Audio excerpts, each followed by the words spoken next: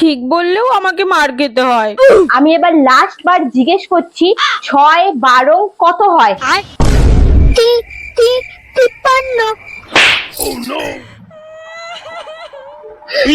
ভালো করে ভেবে বল, 6 12 কত হবে?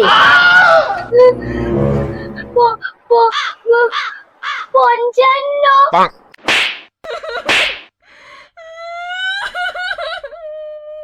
হে ভগবান, এর তো কিচ্ছু মনে নেই। আমি লাস্ট কিন্তু জিজ্ঞেস করছি, 6 12 কত হবে? বলছি 72। বাবা গো। দাঁড়া তোর দিদিকে জিজ্ঞেস করছি, দাঁড়া। এই মনা, 6 12 কত রে? কেন 72? আচ্ছা বল। না মানে বাবু